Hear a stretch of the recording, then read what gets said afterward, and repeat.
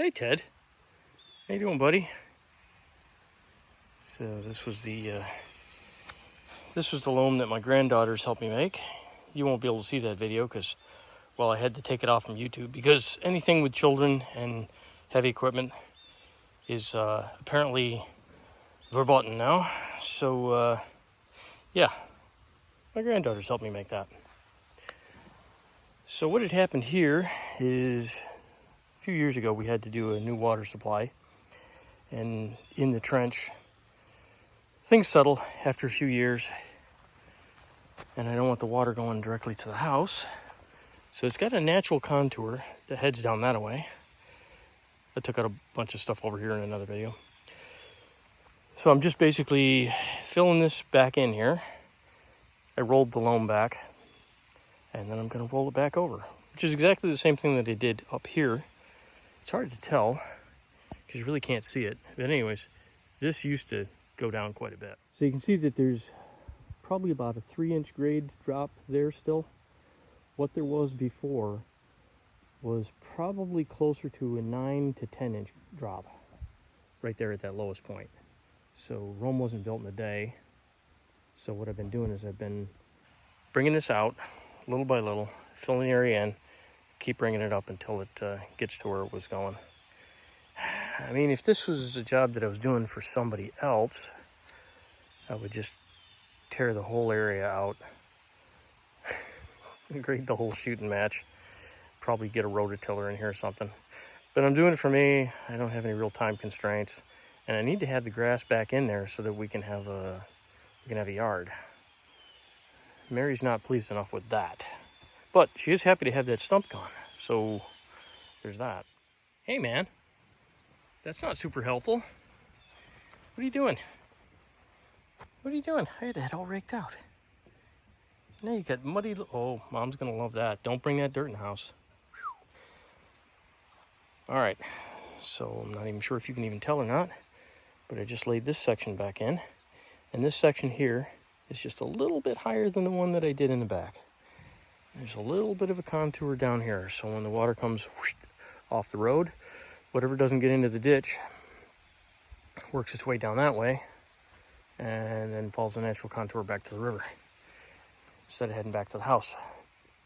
Of course, now I got to get the Orky prints out of there. But yeah, I just laid this this section here back down. You can see where the cut goes right over to here. Hey, you stay out of that. Stay out of that. I just got to I got to keep him out here in the wet grass long enough so that dirt comes off at least. All right, back to the project. So I rolled the stuff back in. I got to do a little bit of work on these edges. Still got to squish that down. But some of that is going to get squished down anyways, because right now what I do next, what do you think, Ted? Magic or what? I get my rubber boots on, and then I saturate the living crap out of this area because I want to make sure that the roots can get through and there's no air pockets underneath. So I will get the hose out now and my big rubber boot. So now what I consider the second most important part of this project, completely saturate this stuff and then walk on it.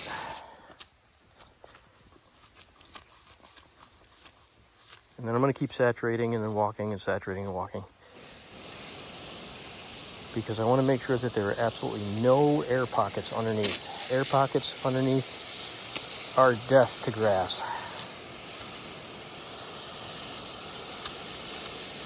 So I will get it saturated enough so you can see that there's water up on the surface at this point. It'll all drain down eventually, but yeah, I want to do this part really well. All right. I know it's saturated enough when the ground feels squishy. You can see nothing but water coming up. If I do a close-up on this, see all the ground moving a little bit. Whoops. You can see all the ground moving. Now I'm not putting too much pressure because I don't want to make dents. So that right there is the second most important step of getting this to take properly.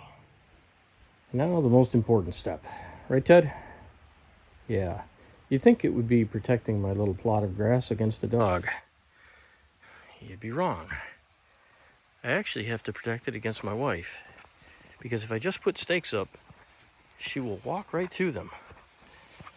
So I put this whole cage around it, and this will keep all that stuff protected. I can keep dragging the fence around, I can keep dragging the hose around and water it for the next couple of days. And once that stiffens back up again, I won't saturate it again like I just did, but I'll water it every other day. But I just need to keep feet out of there, because at this point, this stuff is extremely saturated, and if you step in there, you're going to dent the crap out of it, and you're going to be right back to square one again. So there we go. I haven't debated on if I'm going to electrify this or not.